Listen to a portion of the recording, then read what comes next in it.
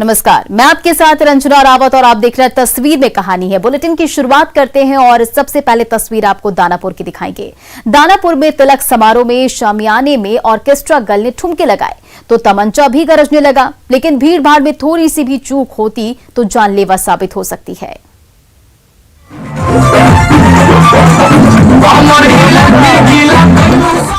नौबतपुर में तिलक समारोह का शामियाना दूधिया रोशनी से नहा रहा है और उस रंग बिरंगे शामियाने के अंदर ऑर्केस्ट्रा की धमाकेदार महफिल सजी हुई है। तो उसकी धुन पर सजी धजी ऑर्केस्ट्रा गर्ल ठुमके पर ठुमके लगाए जा रही है। तभी तमंचा थामे ये सरफिरा स्टेज पर आ धमकता है और हाथ ऊपर उठाता है। ये देखिए, सिरफिरे ने हाथ ऊपर उठाया और तमंचे का घोड़ा दबाया। लगा गोली अब निकली कि तब निकली। तमंचे की चमक देखकर पास में खड़ी बारबाला डर के मारे सहम सी गई है, लेकिन तमंचा मिसफायर हो जाता है और तब राहत की सांस सब लेते हैं। लेकिन फायर करने में नाकाम ये सिरफिरा हार नहीं मानता, फिर से तमंचा पकड़ता है और हवा में लहराने लगता है। इस बार कोई चूक नहीं होती और घोड़ा दबते ही पिस्टल से निकली गोली दनदनाते हुए बाहर निकलती। फिर से देखिए, सिरफिरे ने घोड़ा दबाया और धाए की आवाज के साथ पिस्टल से निकली गोली हवा से बातें करने लगी। लेकिन जरा सोचिए, थोड़ी सी भी चूक हो जाए और पिस्टल की नली भीड़ के ओर घूम जाए, ठीक उसी वक्त फायर हो जाए तो शादी ब्याह के जश्न में कैसी चीख पुकार मच उठेगी। कई बार ऐसे हादसे भी हो चुके हैं, फिर भी ये बंदूकबाज सबक लेने को कहां तैयार है। अमन, न्यूज़ 18 दानापुर। इधर छपरा में नाइट कर्फ्यू के दौरान धूम धड़ाके वाली महफिल सजी, जिसमें दो ऑर्केस्ट्रा गर्ल्स ने एक साथ ठुमके लगाए, जिसे देखने के लिए मंचलों की भीड़ उमड़ पड़ी।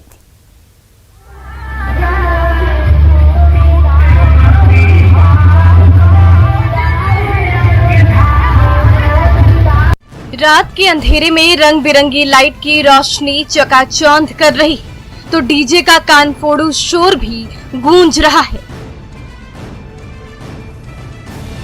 म्यूजिक और लाइट की उसी चकाचौंध के बीच एक नहीं दो ऑर्केस्ट्रा गर्ल जलवे दिखा रही।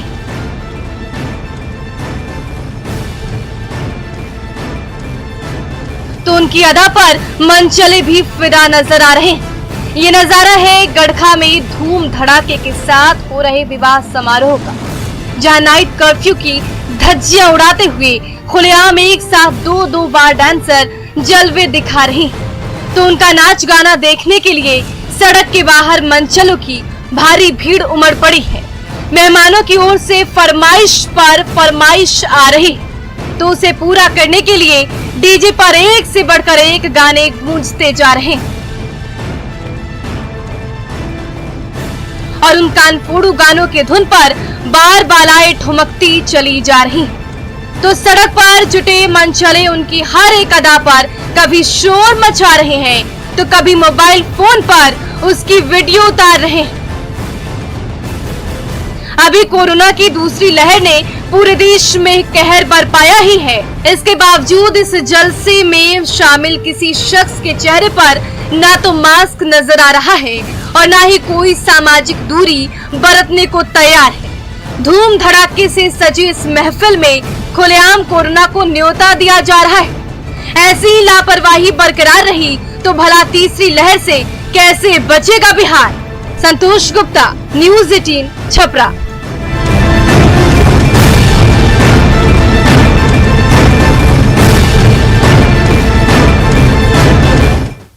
आरा में बीच मझधार में मुसाफिरों से खचाखच भरी नाव डगमगाने लगी तो यात्रियों के दिल की धड़कनें तेज होने लगी, जिसका वीडियो सोशल मीडिया में तेजी से वायरल हो रहा है।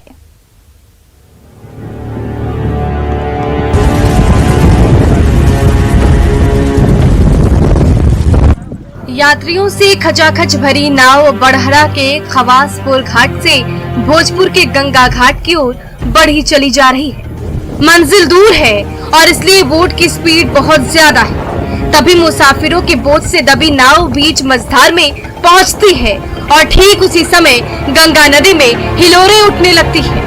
ये क्या, गंगा की ऊंची नीची लहरों के बीच पूरी की पूरी नाव ही डोलने लगती है। कभी धारा ऊपर उठती है तो उसके साथ नाव भी ऊपर हो जाती है।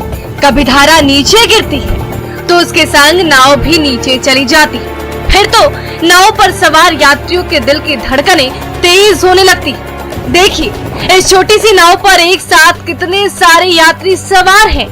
तो बाइक और साइकिल के साथ साथ माल असबाब के बोझ से पूरी नाव झुकती जा रही है। तभी जैसे ही खचाखच भरी नाव बीच मझधार में पहुंचती है, इस कदर हिचकोले खाने लगती है कि पूछिए मत।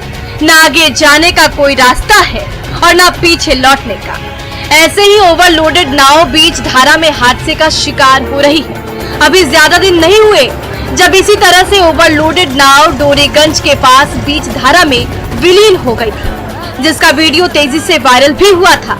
इसके बावजूद कोई सबक लेने को तैयार नहीं। अभी भी क्षमता से ज्यादा यात्रियों से लदी नावें गंगा नदी में हिचकोले खाते हुए धड़ल्ले से आ जा रही हैं। ऐसे में नाव और उस पर सवार यात्रियों का भगवान ही मालिक है। हिमांशु प्रवीण, न्यूज़ 18 आरा।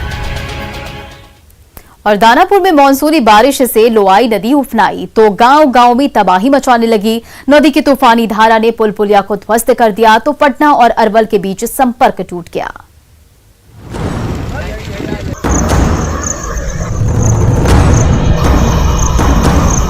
मानसून में उफनाई लोआई नदी ने पालीगंज के गांव-गांव में भारी तबाही मचाई है। नदी की तूफानी धारा रास्ते में आने वाले एक एक पुल पुलिये को बहाते हुए बहती जा रही है। ये देखिए, लोआई नदी के पानी में इतना ज्यादा उफान है कि बिगहा टोले के पास बना ये डाइवर्सन भी बीचों बीच से टूटकर पानी की धारा के साथ ही बह गया। यही रास्ता पटना और अरवल जिलों को एक दूसरे से जोड़ता था, लेकिन लोआई नदी ने ऐसी तबाही मचाई कि ये डाइवर्सन नदी की तूफानी धारा में ताश के पत्ते की तरह बिखर गया और दोनों जिलों के बाशिंदे एक दूसरे से दूर हो गए। एक महीने के अंदर ऐसा दूसरी बार हुआ है जब ये डाइवर्सन पानी में बह गया। हालांकि पटना और अरवल के बीच सड़क संपर्क बहाल करने के लिए लोआई नदी के ऊपर लाखों की लागत से एक पुल भी बन रहा है, लेकिन मानसून के दौरान अचानक लोआई नदी में इतना ज्यादा उफान आ गया है कि नदी का पानी, क्या पुल और क्या डाइवर्सन, सब कुछ तहस नहस करती हुई बहती जा रही है। Amarjeet, news 18 Danapur. Ranchi railway station पर चलती ट्रेन में महिला मुसाफिर की जान सांसत में फंस गई तो देवदूत बनकर पहुंचे 2 आरपीएफ जवानों ने उस यात्री की जान बचा ली।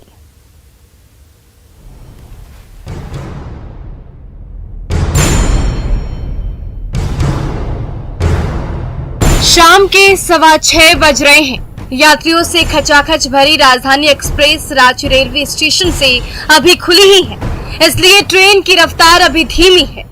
तभी हाथ में बैग पकड़े एक महिला मुसाफिर चलती राजधानी ट्रेन की ओर लपकती है। ट्रेन की B5 बॉगी के गेट के हैंडल को जैसे ही वो एक हाथ से पकड़ती है कि तभी पैर फिसल जाता है और वो ट्रेन से बाहर प्लेटफॉर्म की ओर गिरने लगती है। एक बार फिर से देखिए, इस महिला ने एक हाथ से ट्रेन का गेट पकड़ा, तभी उसका पैर फिसलकर नीचे प्लेटफॉर्म की ओर चला गया। कभी वो हाथ से जोर लगा रही है तो कभी प्लेटफॉर्म पर पैर टिकाने की कोशिश कर रही है। तभी राजधानी एक्सप्रेस भी धीरे धीरे स्पीड पकड़ने लगी है। तो चलती ट्रेन के साथ साथ उसमें टिके रहने के लिए महिला यात्री की जद्दोजहद भी चलती जा रही है। ये देखिए, ट्रेन बढ़ने लगती है तो एक हाथ से उसका गेट पकड़े ये महिला यात्री साथ साथ घिसटने लगती है। इस हालत में थोड़ी सी भी चूक हुई तो जहन्नुम का टिकट कटना तय है। तभी प्लेटफॉर्म पर मुस्तैद आरपीएफ जवान विनोद मीणा की नजर ट्रेन के साथ साथ घिसटती जा रही महिला यात्री पर पड़ती तो वो उसकी ओर लपक पड़ते हैं और सहारा देकर उसे नीचे उतारते। तभी पीछे से एक और आरपीएफ जवान अरविंद यादव भी दौड़े दौड़े आते हैं।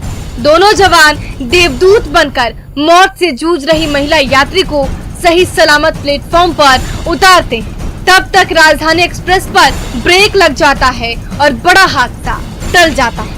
न्यूज़ 18 रांची।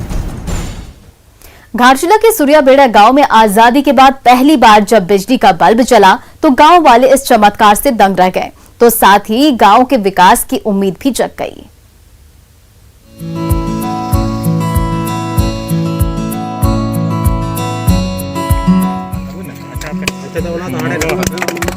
जय झारखंड। और स्विच पर उंगली पड़ते ही अंधेरा कमरा बल्ब की रोशनी से जगमगा उठा, मानो कोई चमत्कार हो गया हो।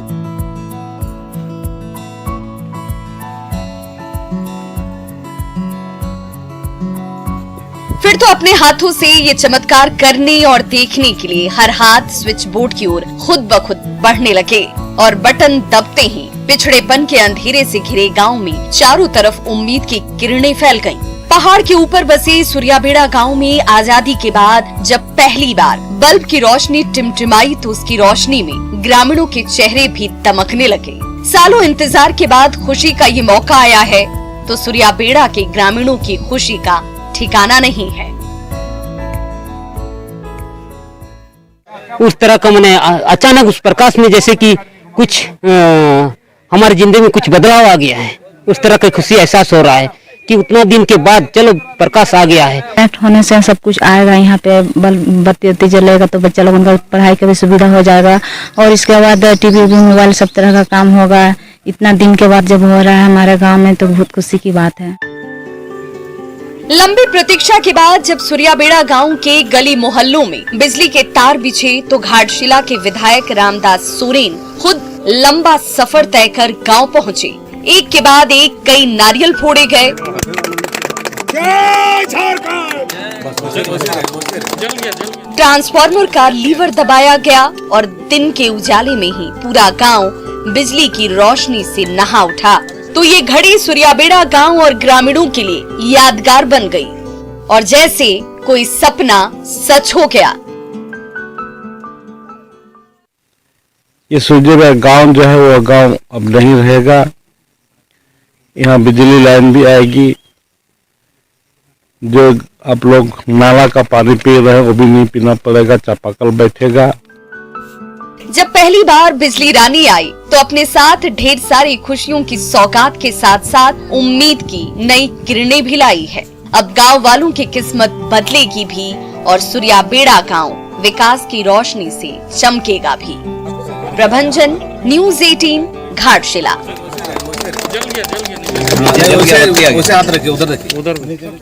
घाटशिला में जय नदी फिर उफान पर है तो टांगा पुल की नींव हिलने लगी है और उस पुल से गुजरने वाले मुसाफिरों की जिंदगी खतरे में पड़ गई है।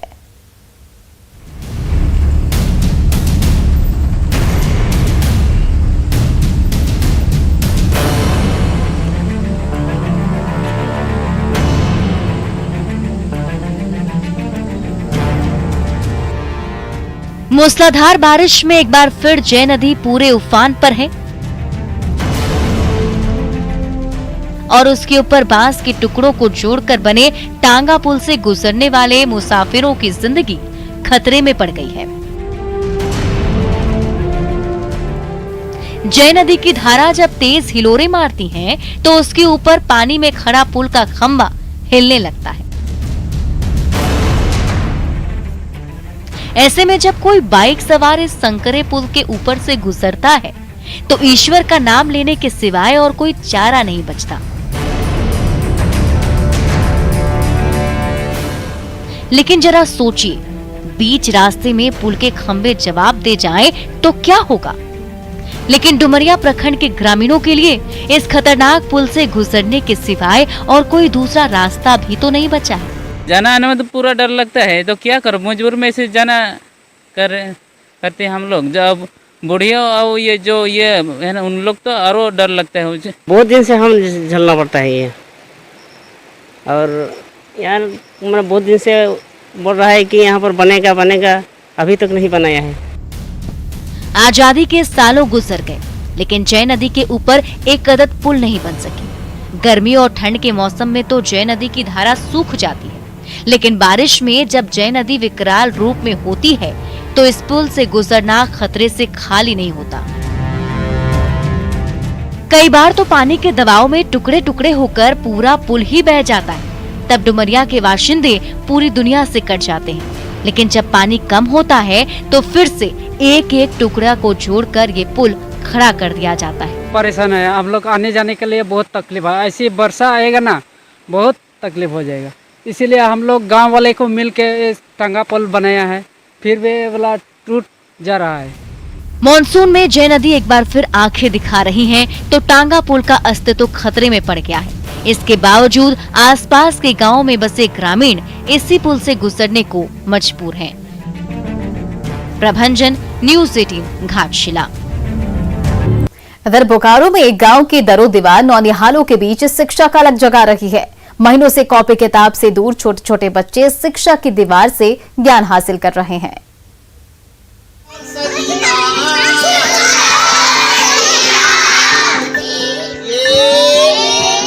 कोरोना काल में जुनौरी गांव की दरो दीवार शिक्षा की ऐसी दीवार बन गई है जिस पर चिपके ABCD के रंग बिरंगे पोस्टर पढ़कर भविष्य संवार रहे हैं नौनिहाल। तो गांव के बीचों बीच हरि मंदिर में माइक पकड़कर खड़े teacher Bhim Mahato loudspeaker से गांव के कोने कोने में शिक्षा की अलख जगा रहे हैं। कमल, घास से खरगोश, घास से गमला, घास से खड़ी। महामारी ने जब जुनौरी गांव के बच्चों को कॉपी किताब से दूर कर दिया तो शिक्षक भीम महतो की ये कोशिश शिक्षा से महरूम उन बच्चों के लिए बेहद कारगर साबित हो रही है। वेल माने वेल मछली, मछली समुद्र में रहती है, वेल मछली। बस कहना है कर रहे हैं, बहुत बढ़िया कर रहे हैं। यहाँ कम से कम 50 से 60 बच्चे पढ़ रहे हैं, उसमें जगह जगह पर लगा दिए हैं बैनर के तले सब पढ़ रहे हैं अपना बच्चे लोग। एक सरकारी शिक्षक के द्वारा ऐसा पहल बहुत ही अनोखा पहल लग रहा है और हम लोग ग्रामीण उनको बहुत भारी मात्रा में सहयोग भी कर रहे हैं, जिससे बैनर पोस्टर भी लगाए, उसमें भी हम लोग सहयोग किए। कोरोना काल में जब स्कूल कॉलेज के दरवाजे बंद हो गए तो ऑनलाइन मोड से पढ़ाई लिखाई शुरू हो गई। लेकिन जुनौरी गांव के गरीब अभिभावकों के पास इतनी रकम नहीं है कि वो अपने बच्चों की पढ़ाई के लिए महंगे एंड्रॉइड मोबाइल फोन खरीद सकें। शिक्षक भीम महतो की ये अनूठी पहल अभिभावकों की यही परेशानी दूर कर रही है तो बच्चों को घर बैठे देश और दुनिया का ज्ञान मिल रहा है।